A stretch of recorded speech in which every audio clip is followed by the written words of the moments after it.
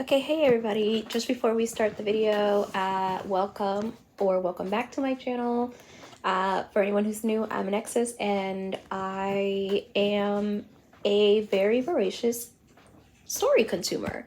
And I post here 3 times a week on Wednesdays, Fridays, and Sundays. Wednesdays is my writing style or just vlogs in general. Fridays is reactions, and then Sundays is usually book reviews. So happy Sunday. At least this is the plan for this review anyway. If you enjoy what you're watching, consider subscribing to my channel. Also leave a like on the video and comment sharing your thoughts on the light novel.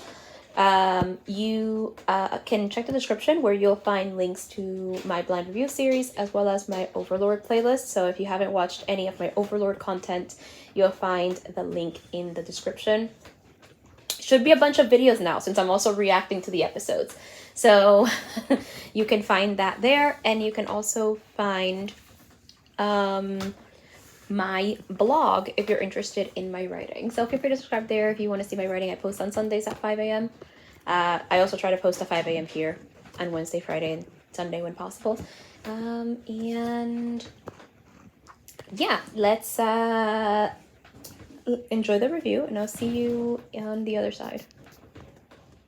All right, y'all. We're going back to Overlord Volume 6. So this kind of picks up right after Volume 5. So, yeah, this does pick up after Volume 5, so be aware of that. This is called The Men of the Kingdom Part 2. So just be aware that this does pick up then. So here is our synopsis. I don't have much to say. I just recorded a 1 hour and 10-minute review. I don't have a lot to say about this, except that I have really been enjoying reading Overlord, and I cannot wait for Volume 7. I believe it's called Nosric Invaders. Let me take a look before I read the synopsis. Let me take a look at what the next volume is called. Hold on a sec. I'm hoping I'm a little bit ahead in the anime by the time that I read this volume, but also I do not mind, so we'll find out. This also makes me think I need to watch more JoJo. But let's see. Hold on, you guys. I want to see what this is called. But in the meantime, I'm glad to be back to the Overlord light novels. Let's see. Overlord Volume 7. Because I have pre-ordered it. It's like on Audible. It's coming out in it's coming out I think in January. Let me see. Because I right now we're in November 2022. So let me see where this is coming from. Yes, I'm recording a bunch of my content for 2023 in 2022. So let's see. Okay, here's volume 7. Let me see. I'm opening it now. It is called, wait, where's it called? Oh, the invaders of the Great Tomb of Nosric. So I'm very excited for that because according to this on Audible, because I already pre-ordered it, it's gonna be coming on January 10th, 2023. So I'm pretty excited to see where this goes. I can't wait to see. So that is the one thing that has me really excited. But anyway, here's the synopsis for Volume 6, though. After weathering several setbacks and attacks, the Eight Fingers criminal organization is not about to simply sit back and watch quietly. To retaliate, they've dispatched the infamously brutal enforcers, the six arms. Rushing out to meet them in battle is the adamantite rank adventurer party, the blue roses, led by Lacus herself. Ah, yes, this is wow, that's a very short synopsis. I somehow thought there would be more. I will say, in this book, like in previous books, Again, I will not discuss exposition here because I know that's a thing that's happening. But in this book, like other books, we have very little. There is less. We don't see Ainz a lot. We see him, but not. We don't see him in the what is it? We don't see him all the time. We're following other characters in this. So we see Ainz come up in the beginning. By the way, spoilers. I should have mentioned spoilers. Or at least some broad ones, I'm not sure. So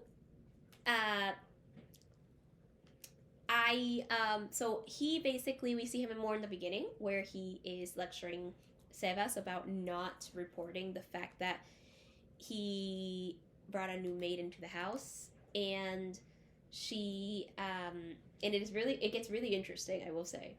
So we got that, and we have him show up then and lecture, and then and there's a plan where he literally orders Sebas to kill her to prove his loyalty, and Sebas does apologize to Tuare and says, "I'm sorry," basically, and she's like, "Yeah, okay, she seems to understand," and the killing blast is blocked by Demiurge because it was the plan just to prove the loyalty. He's like, "Okay, it doesn't matter," and now she is kept.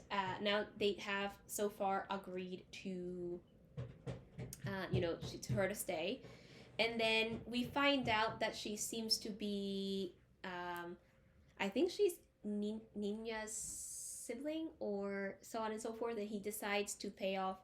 He decides, you know what, I'm gonna keep my debt and I'm gonna keep her, safe. I think was the idea. So he agrees to basically protect her and tell Sebas it's fine and to report whatever happens, right? But also, she wants to go work with Sebas at Nazarick, and he ends up. However, the way that he ends up getting involved is that they took her.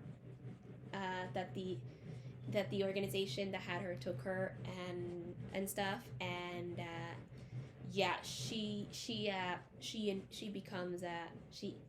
gets mad, but at the same time, we also have an interesting little thing that's not really explored much here, where Sebas gets his first kiss, or actually not her. Well, I don't know if it's his first kiss, but he seems to like her, like romantically, and she kisses him for the first time. She's like, "Oh wow, that's my first willing kiss. I feel kind of happy about it." And he's like, "Oh, like he doesn't seem to know how to react, and it's adorable." So we get that. It's cute. It's cute. Other things we get to see who is now one of my favorite characters, and that is Princess Reneer. So Reneer is mentioned before. She is mentioned in the books previously. She appears. I'm pretty sure she appears in the second volume of Overlord in an intermission where she was planning to have to walk with Climb. Climb mentioned her, I'm pretty sure, in the previous volume. And Climb is mentioned before he even has a point of view in volume 5, where I think where Stronolf has mentioned, like, okay, he is not very talented with a with a sword, right? And or as a warrior, he's not that talented. So he is mentioned, and he is talked about, and Reneer is someone that Climb looks up to and almost like worships. Like, she's the golden princess. The people seem to love her. She's the golden princess, and they basically have him. They have her, and she is someone who the people see as extremely kind, and we find out in this book that she's not. And the reason she's one of my favorite characters is because she seems to have interesting layers. Like she seems to be insane, and I'm pretty sure she is. And she is apparently a genius though. Alexa, stop.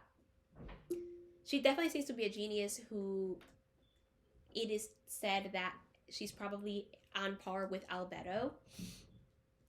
But no, she is someone who is definitely a little bit insane.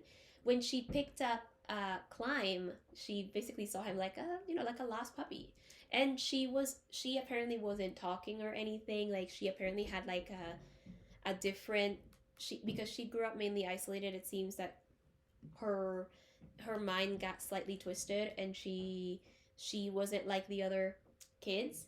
And but when she wasn't talking or anything or eating, so people started getting worried. But then when she got Climb and she rescued Climb and stuff like that, she started kind of being more social. She started talking. She started being more of a child. But Marquis Raven is like, okay, he asks her to clear it up, and she ends up showing her real form, and it's basically a monster, apparently, with basically the face of a human, which I thought was really interesting. I kind of liked her as a character. Her dynamic I thought was really interesting and really, really new. I really liked it. I think it's interesting to see her and the way she planned. She can be really brutal. She had like guards basically show up and basically in certain places, and he basically is like, there are these demons apparently, because there is this plan to cement Momon's reputation that's going on. And apparently she's like, she's like, okay, the demons need something to eat, and she uses the guards and everything. And one of the things that comes up is they're trying to rescue certain people, and that's how Climb meets Sebas again, and they're trying to rescue these people, make sure that they get to a place safely. So they're trying to do that, right? And we see her show different faces. So to Climb, she shows like the golden princess face, and to everybody else, she also shows the same face, but also she like in the epilogue, she like is crying and everything to explain to Climb like, okay, these people died and all that stuff. And Climb is like, okay, it's not your fault. And yet the way that she sees Climb is kind of interesting, because we see her in volume 5 and she's like, she ends up killing a maid for insulting Climb basically, because he's hers, right? And in this book, she does say that she kind of loves him, and she wants him to basically be like chained up almost in her room like a puppy. And it is very interesting. She has a very twisted mind. If if we thought Clementine was twisted and crazy, I assure you, I'm pretty sure Reneer is worse. So keep that in mind when reading it. I don't have any specific content warnings to give. I think that we have a really interesting cast of characters here, and Ainz has an interesting part to play. We also see Evil Eye. We meet her, and she automatically falls in love with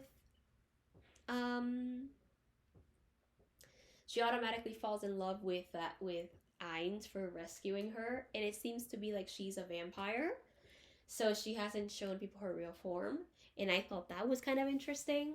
I wonder if her and Sheltier will get along. I feel like they could.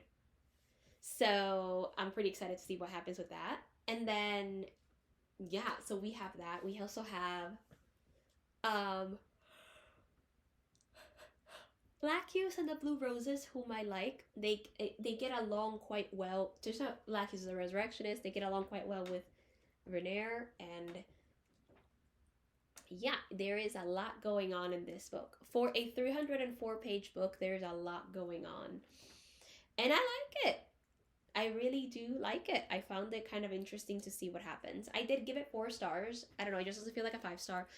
The exposition is not a problem anymore. It just doesn't feel like a 5-star, So those are kind of my thoughts on this book. I just wanted to talk about it. I found the end. I feel like I don't know. I feel a little bit. I don't know how I feel about it because they got separated. Because like we have part 1 and part 2 of this novel, and if it would have worked out as an entire novel, but these are called light novels. But if they got like put into an entire novel, I think I would have had a more coherent feeling over it. Like my feelings would be more cohesive, more coherent on it. But now they're kind of not that coherent or cohesive on it. I don't know. I feel meh about it. You know, it's not terrible. I feel like the fact that they got separated feels interesting. It kind of felt like if you watched the Dragon Ball Z, the original Dragon Ball Z, right? So the original Dragon Ball Z, which takes place 5 years after Dragon Ball, after the original Dragon Ball, which I know that a bunch of people apparently haven't seen it. Like new fans haven't seen it. A bunch of people haven't seen Dragon Ball because if you kind of start off like if you end up in America, you probably started off with Dragon Ball Z.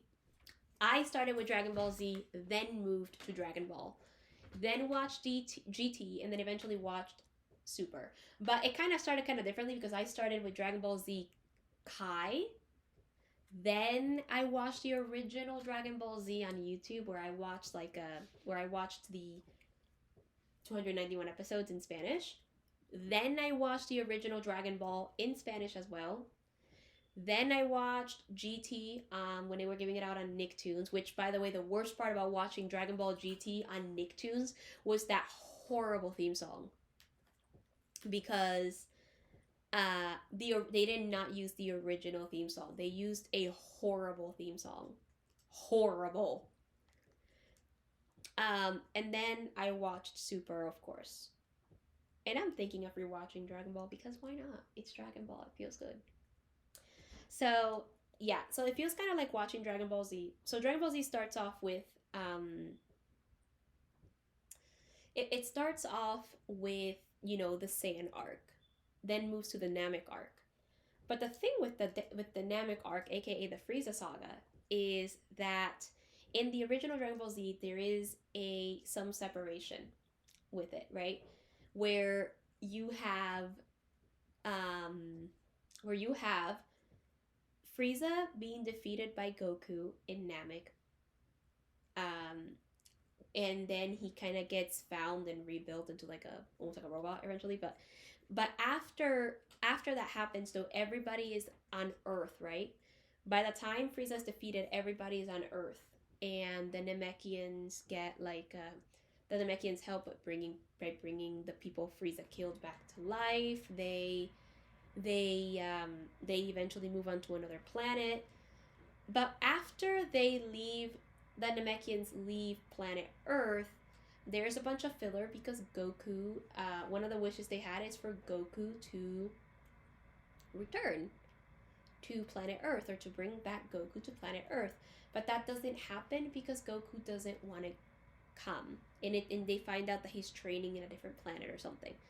And after the Namekians leave, a year passes. And within that year, they find, in Dragon Ball Z Kai, the Namek arc is a whole lot more cohesive. But in the original Dragon Ball Z,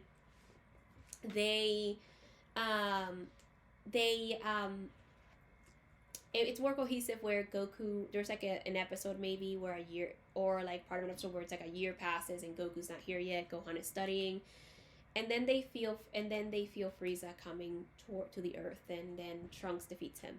But in the original Dragon Ball Z, we get because it's 291 episodes, we get, in that year, we get an entire filler arc. So we have, again, the Namek arc after Goku. We have Goku defeating Frieza.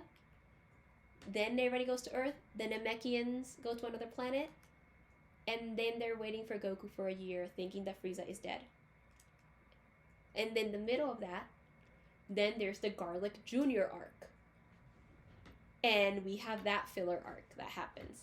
And then we have Frieza returning, and Trunks finishes him off by basically cutting him in half. So I have that kind of separation, Now with this sixth volume, because it is separated, like it feels, it's very similar to that feeling. Or even when you watch Naruto Shippuden, where you're going through an arc and then very randomly you get these filler episodes. It feels kind of like that kind of separation. So I think my feelings have separated from it, and I don't know what to think about it. So those are my thoughts. Let me know your thoughts in the comment section below. I'd love to discuss with you guys if possible. Hey, I hope you enjoyed the review. I am curious to hear what you think, considering the disconnect I had since I had it's been a couple of months for me between books. So I'm very curious to see what your thoughts are on that. I know that the book that's coming out next on Audible, because these books are already technically released, but on Audible, I already pre-ordered Invaders of Nazarick. I already ordered that, and I'm pretty sure that it's coming out in January. So it's not going to be a huge disconnect, and I won't be rereading I don't think I'll be rereading the entire series. I'll just be, because I still kind of remember everything. I don't know if I'll be rereading the entire series, although I might, because because of my reading challenge every year, and my reading goal for 2023 is going to be 200 books. So I might actually reread the series for that, but also for to make sure I have everything, since I don't want to feel slightly disconnected again. So I might end up rereading the series, and yeah, that's the plan. I hope you enjoyed today's review. Thank you for watching. If you enjoyed it, please consider subscribing to my channel. Also, leave a like in the video and comment your thoughts on this light novel. Again, I post on Wednesdays, Fridays, and Sundays, usually at 5 a.m. when possible. So I have my writing vlogs, or just vlogs in general, on Wednesday. Reactions are on Fridays, and reviews are on Sundays. And if you want to see my writing, you can also find that in my blog, which will be linked in the description. Consider subscribing there. And you can also find in the description the playlist for all my Overlord videos. So enjoy all of that, and until next time, consume stories.